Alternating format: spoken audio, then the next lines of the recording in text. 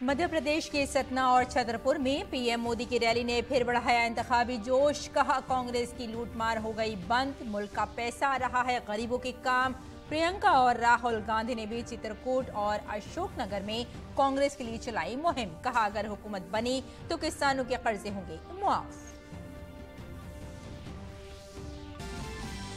छत्तीसगढ़, राजस्थान और तेलंगाना में भी इंतखाबी मुहिम पकड़ गई जोर। जशपुर में अमित शाह ने भूपेश बघेल की हुकूमत पर लगाया इल्जामात। कहा 5 साल में कांग्रेस ने सिर्फ घपले ही किए, कांग्रेस ने भी किया पलटवार।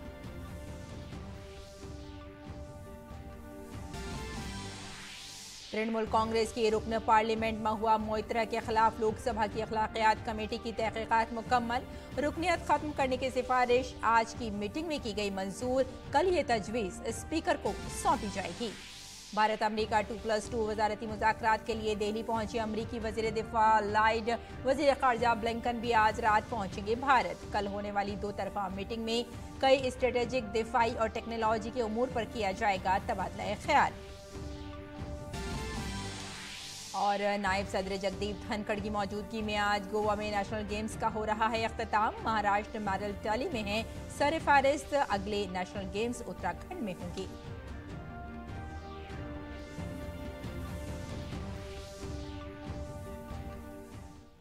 आदाब नाज़रीन, खबरनामे में आपका इस्तकबाल है। मैं हूं आपके साथ रेशमा फारूकी। आइए तफसील से अब खबरों पर नजर डालते हैं।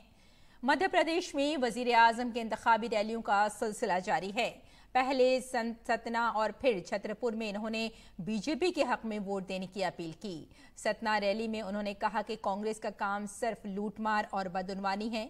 ऐसे में जब अवाम ने 2014 में मरकज में बीजेपी की हुकूमत को मुंतखब किया तो मुल्क में तरक्की की हवा चलने लगी। यही वजह है कि मुल्क के 4 करोड़ गरीबों को घर मिले।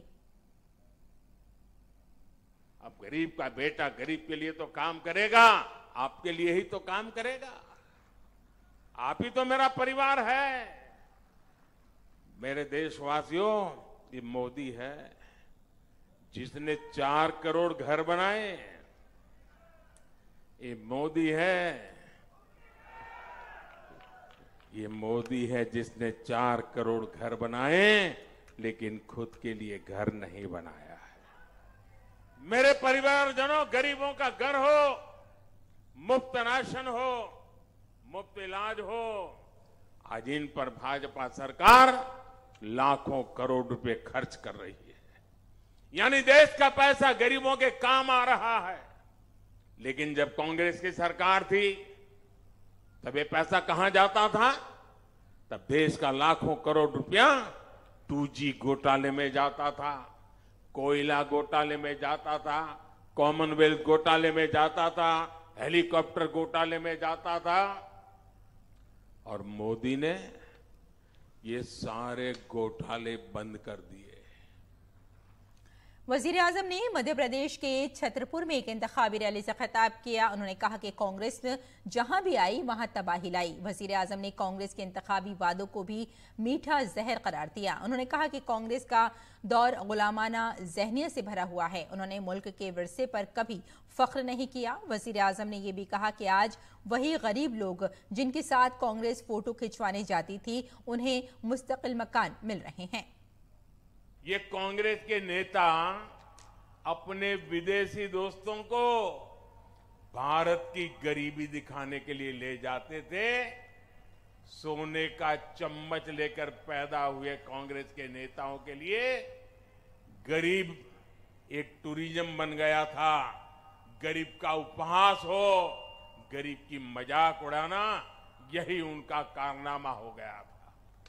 मेरे परिवारजनों, जिन झुग्गियों में कांग्रेस के नेता फोटो खिंचाकर वापस लौट आते थे, आज मोदी उन झुग्गियों में रहने वाले मेरे गरीब भाई बहनों को पक्के घर बनाकर दे रहा है।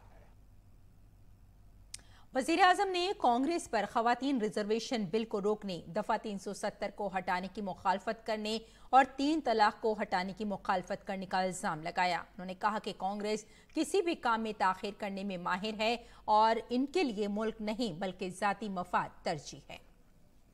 गाड़ी चलानी आती है, कार चलानी आती है, जीप चलानी आती है, काफी लोग हैं। अच्छा, उसमें एक रिवर्स गियर होता है, पता है? वो रिवर्स गियर क्या करता है? गाड़ी पीछे ले जाता है ना। अब ये रिवर्स गियर क्यों की बात मैं क्यों कर रहा हूं, मैं क्यों पूछ रहा हूं? जैसे रिवर्स गियर वो चलने वाली गाड़ी हमें पीछे ले जाता है, वैसे ये कांग्रेस वाले रिवर्स गियर के एक्सपर्ट है। वो मध्य प्रदेश की विकास की गाड़ी पीछे ले जाएंगे। कांग्रेस सुशासन को कुशासन में बदलने में एक्सपर्ट है। उनकी हर योजना, हर पॉलिसी देश को पीछे ले जाने वाली होती है। कांग्रेस के लिए देश नहीं बल्कि उसका अपना स्वार्थ सर्वोपरि रहता है। दूसरी पार्टियां भी मध्य प्रदेश में इंतखाबी मुहिम में मसरूफ हैं। प्रियंका गांधी ने आज अपनी पहली रैली चित्रकूट सतना में की और कहा कि अगर इस बार भी मध्य प्रदेश में कांग्रेस की हुकूमत बनती है तो किसानों के कर्ज मुआफ कर दिए जाएंगे। छत्तीसगढ़ में, राजस्थान में किसानों के कर्ज माफ किया है हमने। इस आधार पर हम कहते हैं कि मध्य प्रदेश में जब हमारी सरकार आएगी तो यहां भी हम वही काम करेंगे। कांग्रेस लीडर राहुल गांधी ने भी मध्य प्रदेश के अशोकनगर में इंतखाबी मुहिम चलाई। यहां उन्होंने शिवराज हुकूमत के कामों को निशाना बनाया और अपनी भारत जोड़ो यात्रा का भी जिक्र किया। उन्होंने कहा कि जब वो भारत जोड़ो यात्रा के दौरान मध्य प्रदेश से गुजरे तो उन्हें कई तजुर्बात हुए। इस दौरान उन्होंने कई नौजवानों से बातचीत भी की। तकरीबन 30,000 करोड़ रुपया किसका पैसा? ओबीसी वर्ग का पैसा, दलित का पैसा, आदिवासी का पैसा, जीएसटी का पैसा। 30,000 करोड़ रुपया भाइयों और बहनों 16 कंपनियों को मिला। उन कंपनियों में ना एक ओबीसी है, ना एक दलित है, ना एक आदिवासी है। बात समझो। मरकजी वजीर दाखिला अमित शाह ने जशपुर और कोंकुरी में रैली से खिताब करते हुए कहा कि वजीर आजम नरेंद्र मोदी ने चंद्रयान को चांद पर भेजा तो उन्होंने इस पॉइंट को शिव शक्ति पॉइंट का नाम देकर भगवान शंकर के लिए अकीदत का इजहार किया और यहां कांग्रेस हुकूमत की ऐप का नाम महादेव रखकर सट्टा लगा रहे हैं।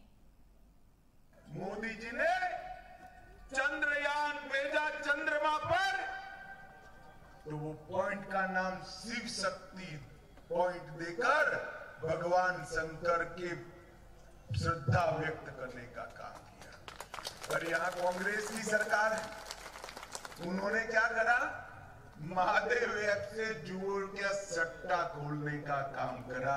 अरे भाई शर्म करो, कम से कम महादेव को तो छोड़ देते।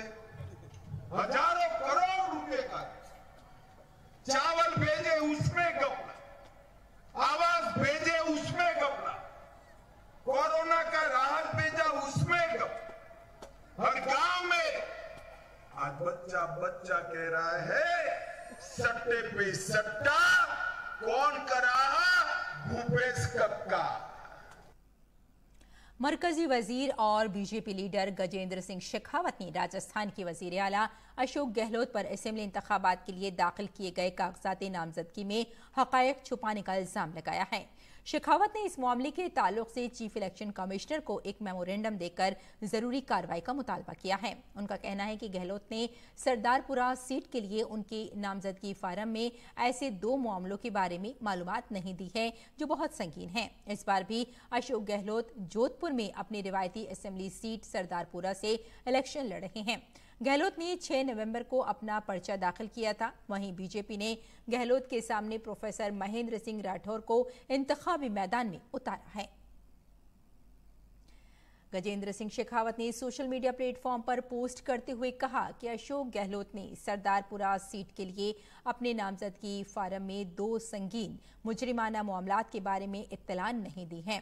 इससे नामजदगी नामुकम्मल और मशकूक हो जाती है और एक फौजदारी का मुकदमा भी बनता है। इस तनाजुर में चीफ इलेक्शन कमिश्नर को मालूमात देने के बाद कानूनी जराए से एतराजात भी दर्ज कराए गए हैं।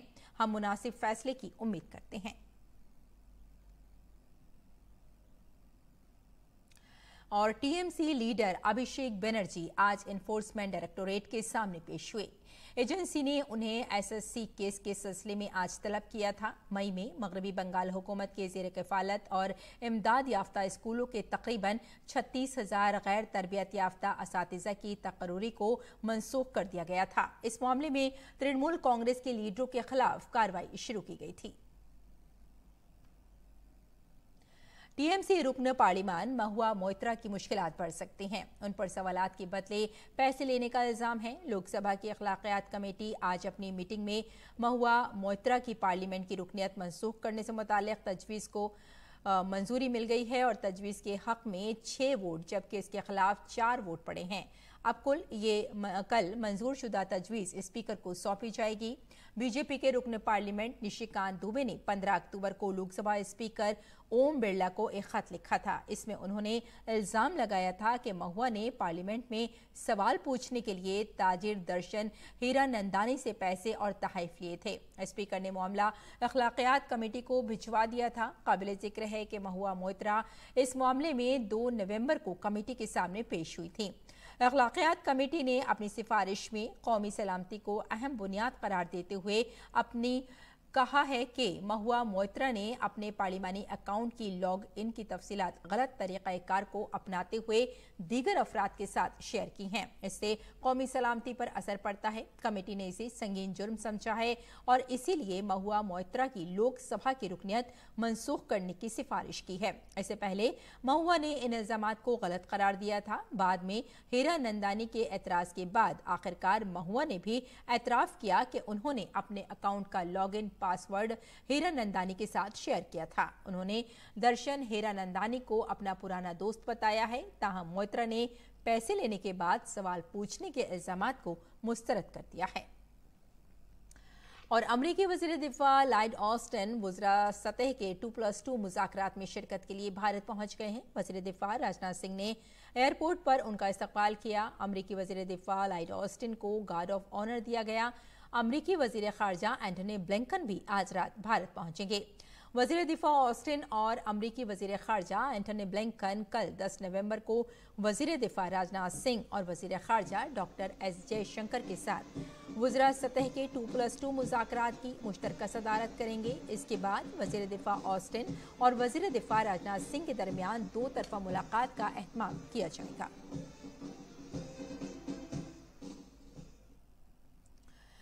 बीजेपी लीडर और मरकजी वजीर निर्मला सीतारमण ने आज भोपाल में मध्य प्रदेश के लोगों से बीजेपी को वोट देने की अपील की। इस दौरान उन्होंने कर्नाटक में कांग्रेस हुकूमत के काम की मिसाल भी दी।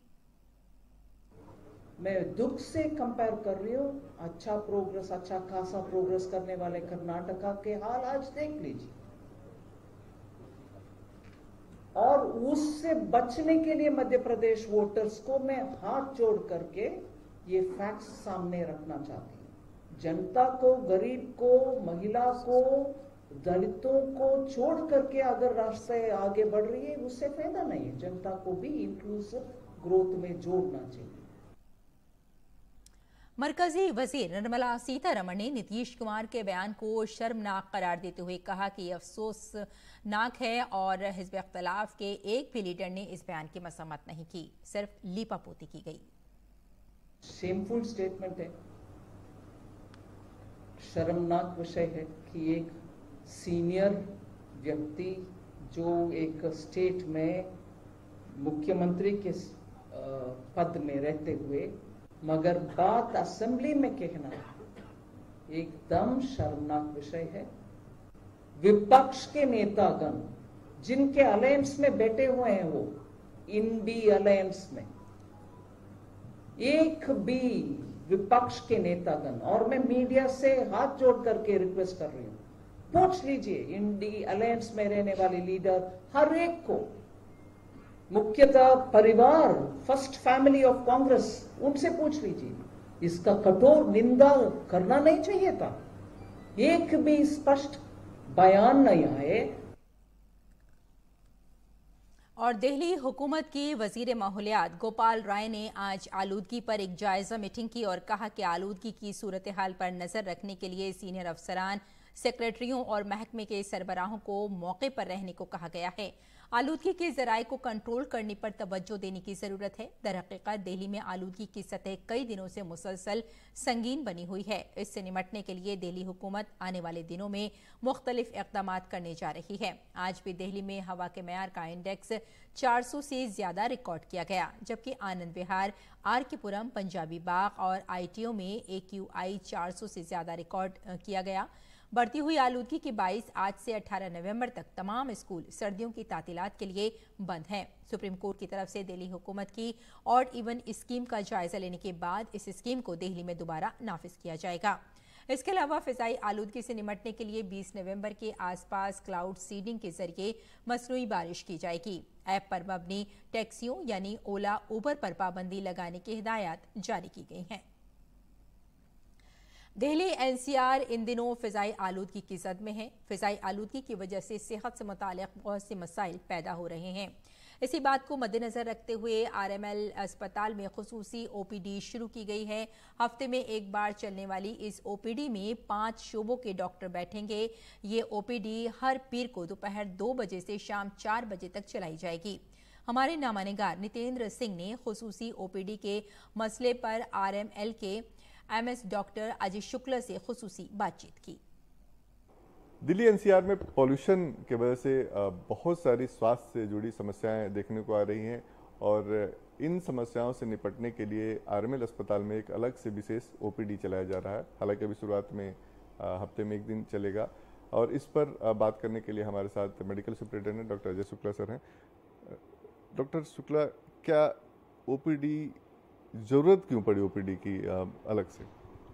ऐसा है कि पोल्यूशन जो है ना, एक तो अराउंड दिवाली पीक करता है हर साल, तो इस सीज़न में काफ़ी केसेस बढ़ जाते हैं पोल्यूशन से रिलेटेड।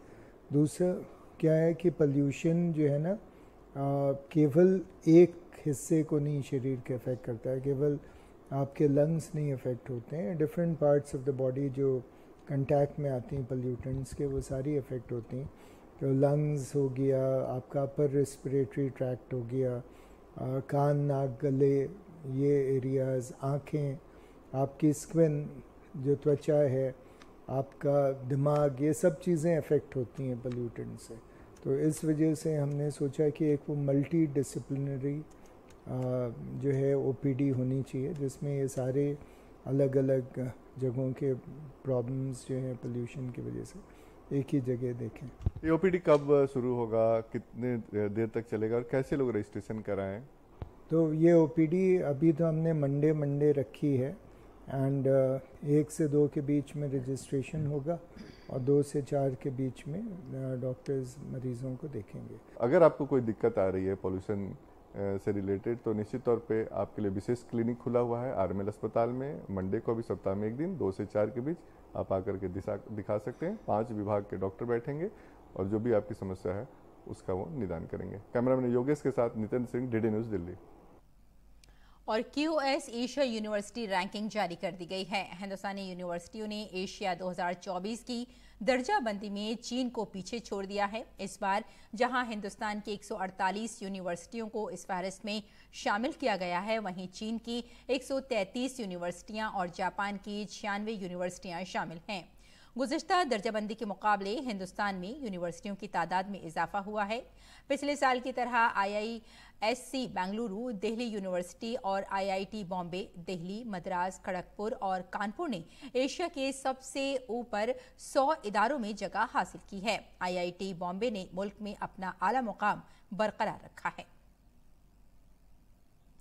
दुनिया की आला यूनिवर्सिटियां अब भारत में अपने कैंपस खोल सकेंगी। UGC ने भारत में गैर मुल्की आला तालीमी इदारों के कैंपस के क़याम और ऑपरेशन से मुताल्लिक़ रेगुलेशन 2023 का ऐलान कर दिया है।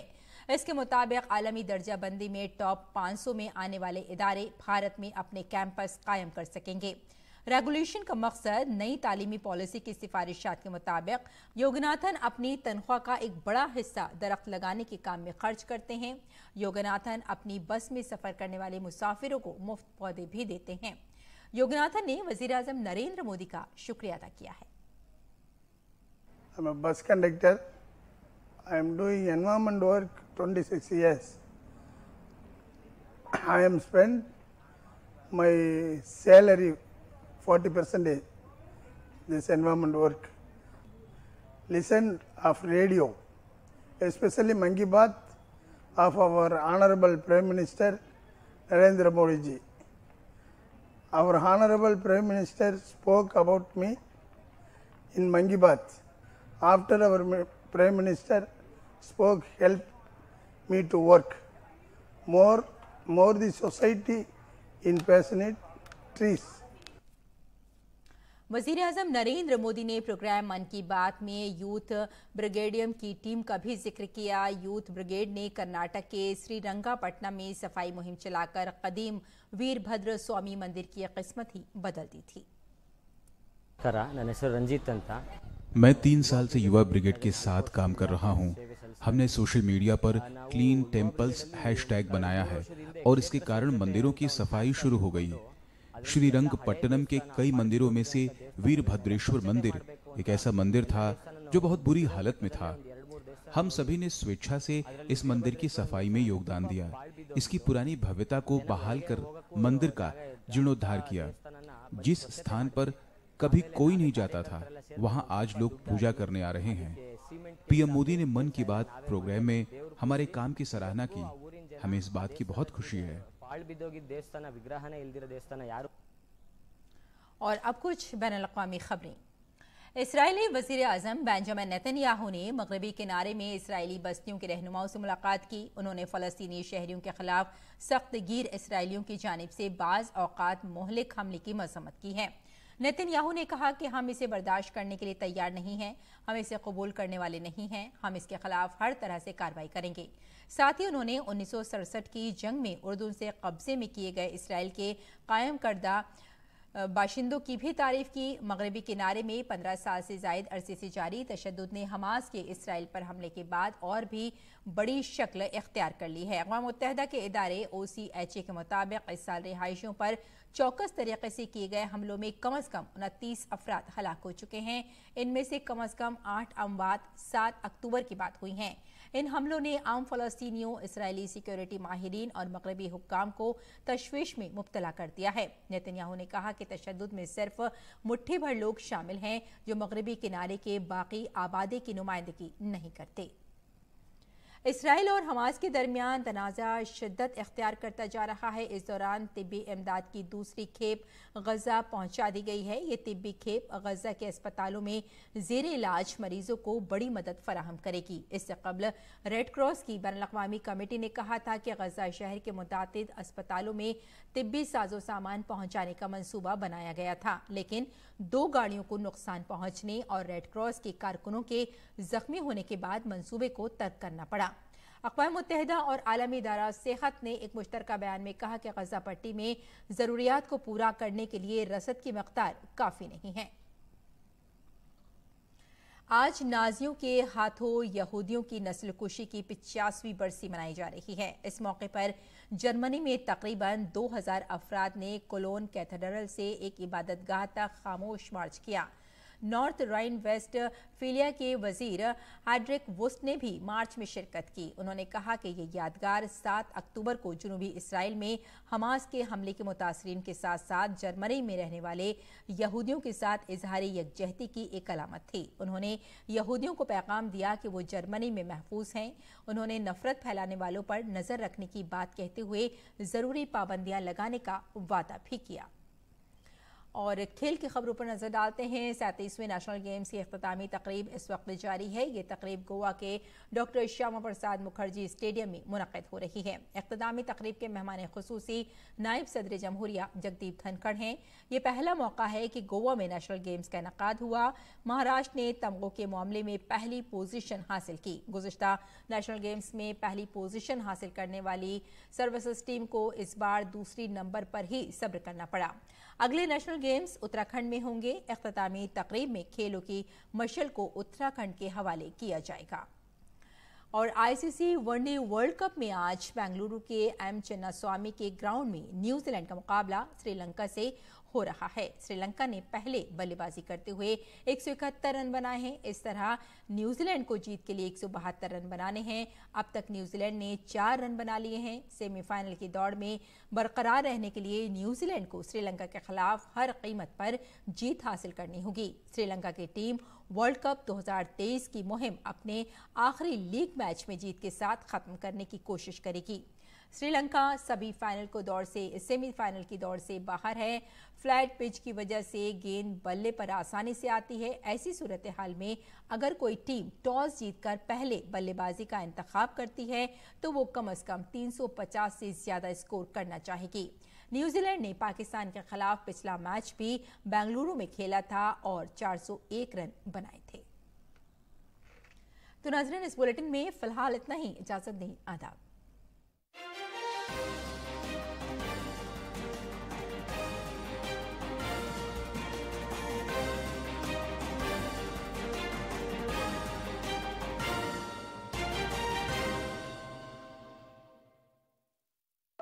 With a promise to make